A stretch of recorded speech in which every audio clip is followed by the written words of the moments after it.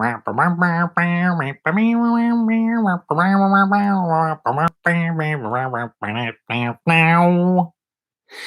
back, everybody. Welcome back to Have I Told You the One About? Tonight, have I told you the one about fries at my wedding? So, I got married in 5 years ago, 2005. And my husband and I got engaged a long time before. Oh, should I do a little bit of business first? I should. Okay, put it on pause. Sorry. I want to tell you that I know who's organized. Not me. Not when you're doing a free show. I have a guest on Saturday. My very first guest, Saturday. She's got a great story lined up. I've heard this story before. I love this story. It's genius. So you don't want to miss this. Okay, here. Have I told you the one about fries at my wedding? So I got married in 2005. We decided a year and a half in advance so that we would have time to have all of our family save money and come for a destination wedding. Destination is Kelowna, where we live. Everybody in British Columbia and half the people in Alberta come here for holiday, and people from all over the world come because it's the hottest and driest spot in Canada. And they call it like the Napa Valley of British Columbia because it's hot and dry and it's big wine country. So we thought this is a really good place. This is where we live. I want to get married where I live. It's important to me to integrate my distant life with my immediate life. Like I want my family to see my life, my place where I live, meet my friends who are here. It's a big deal, especially when you live here without family. The idea of having all of my family here at once and my loved ones, like my chosen family and my biological family, was really amazing. And Francis was like, I don't have any city I could really do it in other than Hawaii, and I'm not going to do it there because it's just family and you don't have any family nearby. So we just like, this is where we live, neutral territory. Anyways, so because it's here and it's hot and it's dry, we were going to have a summer wedding and we're going to do it on the long weekend in August so people could just come for a holiday. And we decided we would make it really casual. We didn't want any gifts. People were already spending money on planes to get here. So we were just going to try to do it really cheap for everybody, including us. So we said it's going to be a beach wedding where it's just dress for the beach. So make sure you have swim trunks. We're going to go swimming on our wedding day and we're going to get married in the park outdoors. And it's always hot and dry that weekend. So we knew we were fine. We had a backup plan, but we knew we were fine. And we decided to pick Bertram Creek Park because it's our favorite park. And it's probably a 20-minute to half-hour drive out of town, like from downtown. So you could take a city bus part of the way, but you'd be hooped. So for the people who didn't have vehicles and didn't want to rent, we got a bus so that everybody could meet at one spot and the bus would get them there on time and the bus would take them downtown afterwards for the reception for the party. We were having a dance party after. And because it was a beach wedding and we didn't want it to be formal, we said dress casual, beach casual. We thought, well, we'll have a little theme because it's going to be at a public beach. You won't know who is there for the wedding or not. So we decided if we have a theme where everyone dresses with the theme, well, then we'd be able to find each other. And so we picked the theme of polka dots. Everything. We got these fans for our wedding. Everything was polka dots. We got polka dot shoes and polka dot clothes and polka dot. My husband bought us polka dot watches, which I only wore on my wedding because I don't wear a watch and it doesn't have numbers on it, and I can't tell the time if there aren't numbers on it. And even if there are numbers around the dial, if it's a analog watch, even with numbers, I get the time mixed up. So, anyways, I never wore that watch again. We had everything polka dot. And so we told everybody that no gifts, but you had to wear something that was polka dots. And people did. Everybody came in polka dots. It was amazing. Some people got little stickers and put them on, and we got stickers for kids. And the kids, we said if there are people who don't have polka dots, you have to put stickers on them. So they'd have little dot stickers on them. It was really fun. And we thought, okay, so there you go. It's a beach wedding, polka dot theme. What are we going to do about food? And Francis said, I don't care what you want to do about food. I'll eat anything, but the one thing I want, which is his favorite thing, is chips. I want fries at my wedding, French fries. And I was like, okay, sure. So if we're doing a beach wedding, let's just have a food truck and we'll do burgers and fries, veggie burgers, regular burgers, fries, and call it a day. He's like, great. That sounds amazing. So we always went to the farmer's market. We really liked this one truck. They had really great food, fries at my wedding. So we said to the guy, okay, we're going to get married. This is the date. It was, months out, and we have whatever it was, 120 people who are coming. Can you accommodate that number of people for a wedding? If you park in, and we checked him, he's allowed to pee in the park. And he was like, oh yeah, sure, I could totally do that. And we were like, okay, well, the reason we got you is because we wanted French fries. Francis is crazy about French fries, and you've got really great fries. But let's do like burgers and veggie burgers. And he was like, oh yeah, well, French fries, that's a lot of people for French fries. I'm like, but you can pre-cut them, right? He's like, yeah, I could pre-cut them. That's a lot of people for French fries. Why don't I make some salads?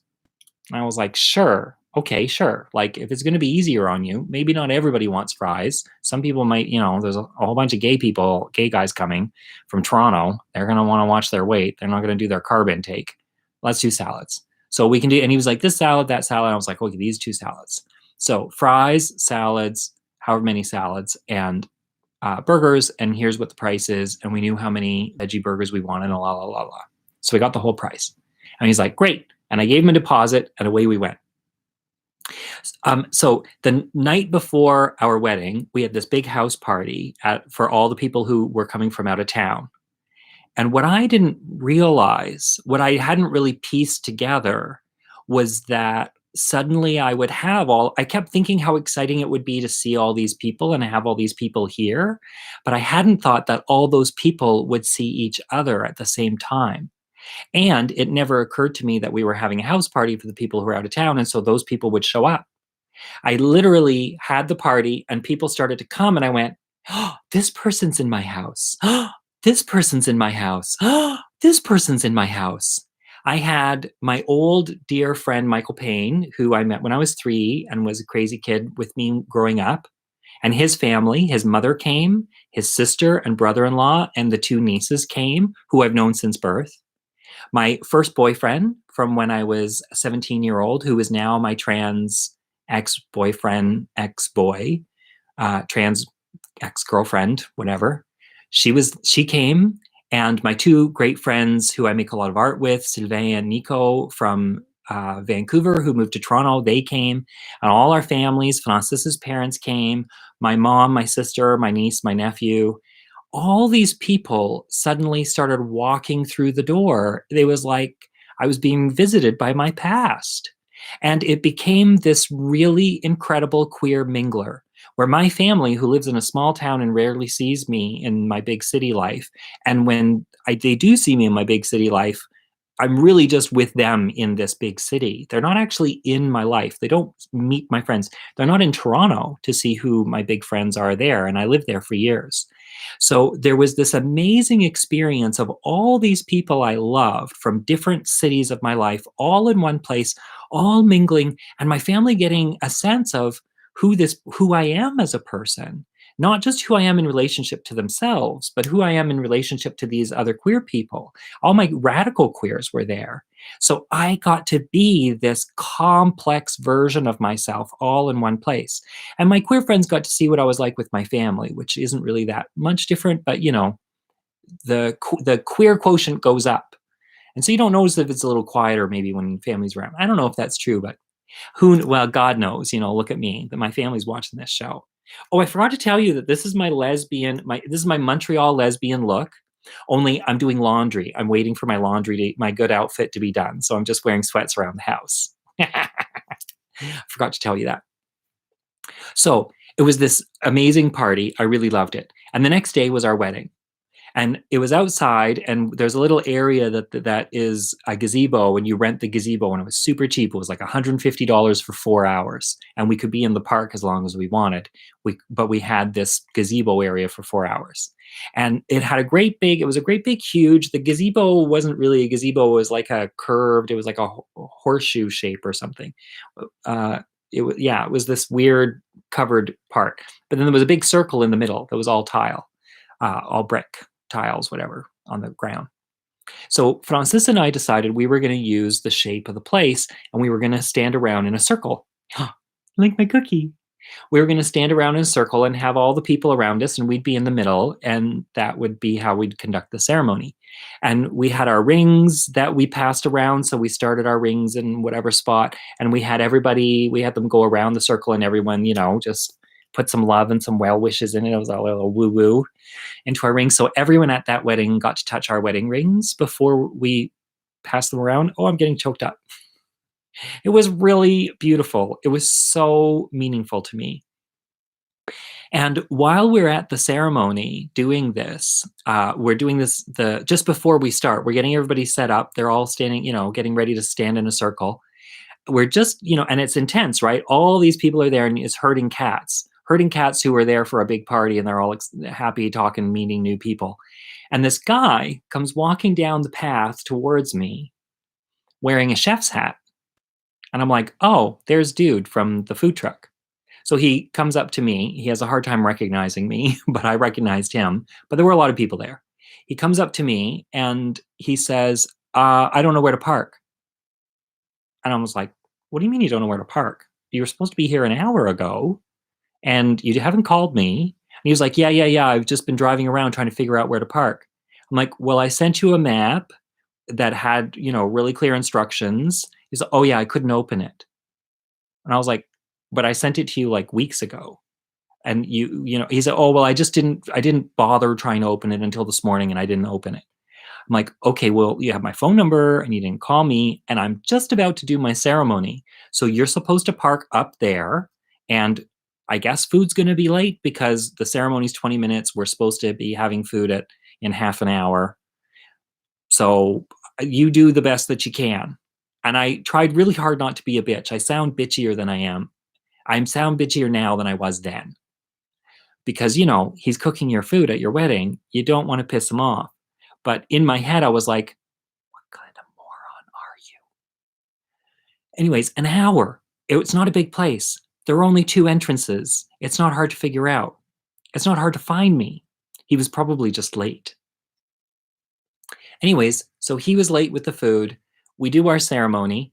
During the ceremony, it was one of my dear friends, Darlene, the ambassador's wife, remember from the other story, Lloyd. She married us. She and her friend Sandra, they married us. And during the ceremony, I had this crazy experience where I was so overjoyed. I felt so much joy coursing through my body. I was in crazy disbelief that this guy who I was crazy in love with was actually marrying me. And I was like, not sobbing, but in place of sobbing, it was kind of like when you get, when you're so happy you cry. I was beyond that point. I couldn't even cry. So I was laughing throughout the ceremony. I'd have these fits of laughter. I had to bend over and hold my belly. I was laughing so hard, howling with laughter because I felt ecstasy. And I look over while the ceremony's happening, and in a moment where I composed myself, like I'd have to detach a little and not have feelings, so I didn't laugh through the whole thing. And I would calm down for a minute and just pay attention. And I look over, and there's my friend Sylvain, my old dear friend Sylvain, who liked to do mushrooms and paint my face back, or not mushrooms, pot, and paint my face asymmetrically. Sylvain is over there, the jaded old queen who's, bitchier than me, who's got a wicked sense of humor. And he's sobbing, like ugly crying. And I watch him and he leaves the circle and he goes behind a pillar so he can sob harder without anybody seeing him. I mean, that's a dedicated guest. That's a guest you want to invite at your party. I'd pay him $50 just to do that for the 2 minutes. Anyways, he comes back he gets it together and comes back. I get it together. We get married. It's a done deal. 5 years ago. So then afterwards, we're going to all walk up the hill to where the food truck is and we're going to eat. And I tell everybody, okay, the next phase is we're going to have an outdoor meal. You already told me what your things are. You know what the food is. Here it is. It's going to be up there. We're just going to sit in the grass and, have your picnic. And there you go. So people do that and everybody hugs and people go for food and whatever. And people are milling about and I'm getting a few photos taken with a bunch of people. So I'm not up there right away. It takes me about half an hour or 45 minutes or something. And Francis and I head up the hill, and a few people have food, and everybody we see who has food only has burgers and salads. And we were like, "Did you guys not want fries?" Because that's on Francis's mind. And they were like, "There were no fries." And we're like, "Yes, there are fries. The only reason we have the food truck, like that we got, the whole wedding is really built around fries. Like that's the one thing Francis said he wanted at his wedding. He didn't care about anything else. He just wanted fries. So we go up to the food truck and I'm like, "Are you not serving fries?" And he was like, "No, yeah, I don't have fries. We have salads." I'm like, "We said we would have fries. The only reason we got you here was to have fries. So, like, we're just going to have to figure it out."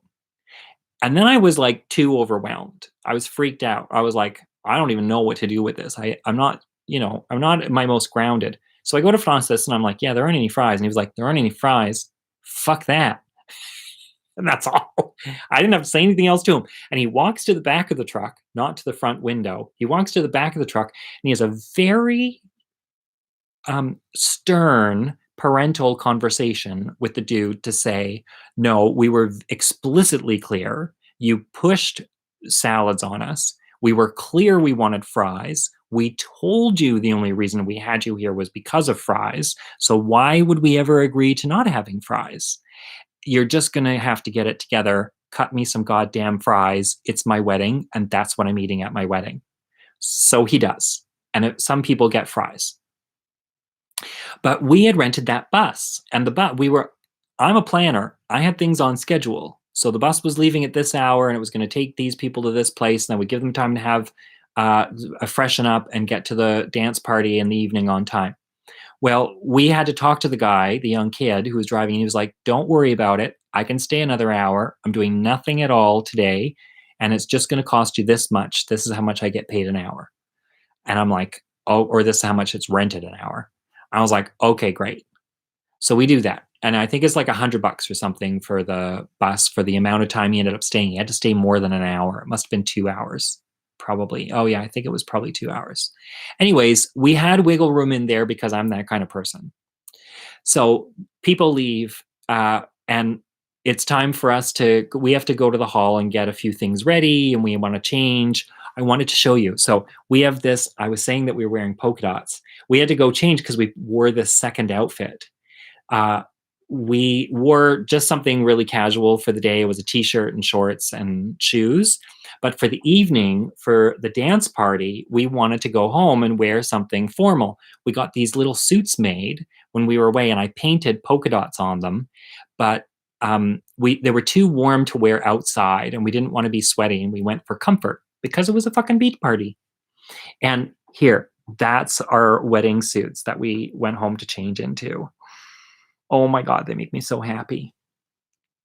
And just before we were leaving, my friend Phil says to me, Phil's married to my colleague Denise. They're sweethearts. And they own this tiny little boat, and they parked the boat just offshore where they were allowed to, outside of the swimming area of the beach. And they swam in before the wedding. And Phil said to me, Michael, I think this is the first wedding I've ever been to where I peed in my outfit before the ceremony. Oh, he was peeing while he was swimming over. I thought that was really good. So people leave, everyone gets in their cars and go, and we get in our car and we're leaving. And we were supposed to pay the dude for the food at the end of the ceremony. We're going to write him a check for the rest and give it to him. But we were both so angry and frustrated. We didn't know what to do. So we were like, we don't need to think about it. It's our wedding day. We'll just talk to him tomorrow.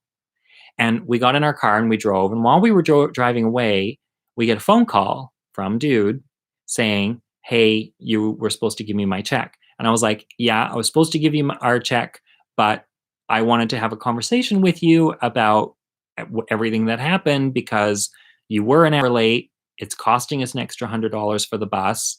You weren't serving the food that we agreed to. The price was fixed based on the agreement that it would be salads and fries. You served like 5 people fries or whatever it was. Maybe it was 20 people, but you didn't serve 120 people fries. So we need to at least have a conversation about it. And he started arguing with me like, oh, well, it wasn't my fault that my thing didn't work. And well, he wasn't arguing. He's more like whining. My thing didn't work. I couldn't, technology, I don't know what was wrong with your file or if it was my phone and I couldn't figure it out. And I was like, yeah, but you don't figure that out at the morning of. And he's like, oh, I've just been so busy and I have so much going on and it's been really stressful and I hurt my back and la, la, la. And he said, so are you going to come back and give me my check? And I'm like, no, we need to negotiate what we're going to do about paying you because we're paying you for services you didn't render. And so I'm not going to pay you the full amount. I had to pay out in order to. So you can tell me what you think we should do in order to rectify this. But it's my wedding day and I don't have any ideas right now. So I'm going to talk to you tomorrow and you can think about it. He's like, no, no, no, you can't talk to me tomorrow. I'm like, yes, I can. He's like, no, oh no, I need that check. I have bills I have to pay. I said, it's Saturday of a long weekend, and the bills you have to pay are not my responsibility. Your and my agreement was this, and you didn't fulfill it. And so now that is our responsibility, is to negotiate the difference between that. And if you haven't noticed, it's my fucking wedding day, and I'm not wasting any more negative energy having a stupid conversation about something that is not significant today. You'll get paid. I'm reliable. You have my phone number. I'm not arguing with you on my wedding day. I'm hanging up now. Goodbye. And I hung up. It was like, I'm not really like that. I actually avoid confrontation. We had problems with the person who we hired to help us trim bushes because we didn't know what all the plants were and we wanted somebody to teach us. And she kept cutting the grass. We told her not to cut the grass and I couldn't even talk to her about it. I was like, Francis, you got to take over this portfolio. I can't talk to her because she's cutting the grass and she's not supposed to. We can cut the goddamn grass. We don't have to pay $50 an hour to cut the grass. Anyways, I cannot do that kind of negotiation. But I did. I was very stern. It was great.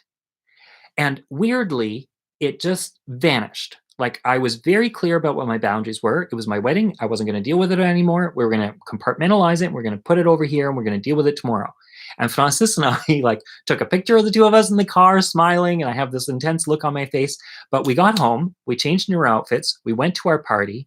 We had this fucking great dance party. People still talk to us about our dance party. We had this amazing DJ, Connor. He's this sweetheart. He did a really great job. We had this genius cake that was my favorite cake. I ate such a big piece of cake I couldn't even eat. We got macarons too for people who couldn't eat the cake. So we got macarons because we had people with allergies. And I got my two favorite kinds of macarons, pistachio and lemon. Write it down for my birthday. Pistachio and lemon. I didn't even eat a single one because I ate such a big fucking greedy piece of cake. I made myself feel sick. It was so good. We danced all night. And when we arrived, oh, this is the thing. And we arrived at the hall. This is how naive we were. We were a little dumb.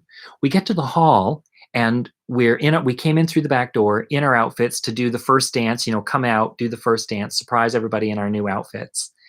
And we realized we had all this food that we bought because we were just lightly catering it. And we had all this food that we bought because it was summer. So we just had like fruits and veggies and we got platters and stuff. But we didn't have anybody arranged to put it out. So we're in the basement sorting it out. And a couple people came down to be like, we were wondering where you guys were. Like, where'd you go? Like, you were supposed to show up, and you're not here. And so our friends helped us put the food out. That's how stupid we were. On our own wedding day, we thought we would be putting the food out. That was really dumb. Don't do that. Anyways, we have a really great time. Stevie Wonder, we played a Stevie Wonder song for our first song, in case you're wondering. And we did our great, it wasn't a slow song, it was a fastest song. We weren't slow songing. I want to move. And we danced all night. I was so goddamn sweaty at the end of the night. I got pit stains in my suit because I was drenched. I danced so hard. I had so much fun. And I told people I felt like I was a popped cork, or felt like champagne, the most expensive bottle of champagne, and that cork was in outer space when it was popped. And I was just this cork hurtling through space. I was the cork of joy hurtling through space. I honestly felt like that. I had this weird, like, it was like celebration that was just sort of endless. I felt like I could be that happy forever. Sometimes I think about that day and it just enlivens me. I'm enlivened now because I had so much joy in my body. It just flowed out of me. Anyways, and then we danced till really late and we were really tired and we went to bed. And in the morning, here's the capper. In the morning, at like 10 a.m. or something, I called the mofo and I said, okay, do you have any ideas? He was like, no, I don't have any ideas. And he's like, what do you want from me? I'm like, I would like an apology. I would like you to admit that you did not honor our agreement and say you regret doing that to me on my wedding day. That would be a really good start. Like, let's try that. And so he was like, oh yeah, okay, I'm sorry. I should have been more on the ball. I was like, good.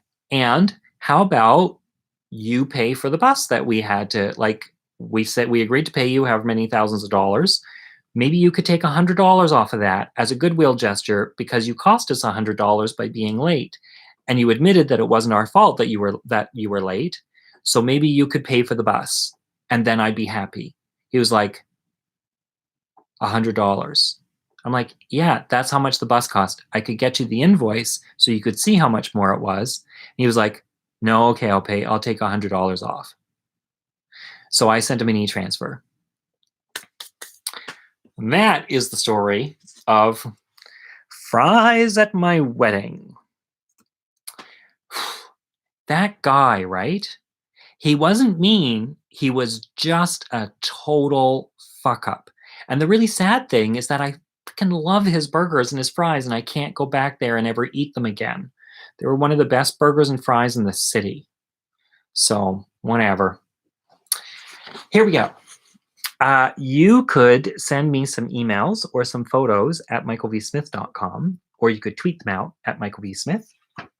You could one person has liked this video. You could like this video. You could share a video. You could subscribe to my channel.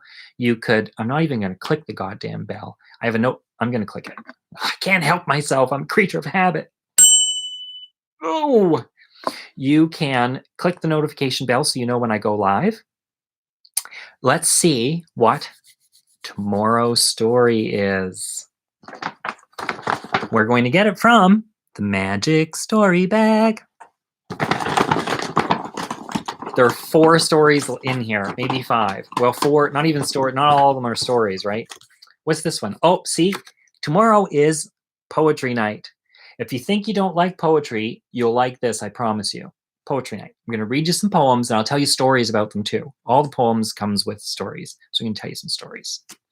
But that's just a little more prompt. It's like Fabulous Faints. I'm gathering things together. So there's that. I've told you all the things I need to. You want your selfie with your Montreal lesbian? Send me selfies. I love getting selfies. Okay. Thanks, everybody. Glad you came to see me. See you soon. Mwah.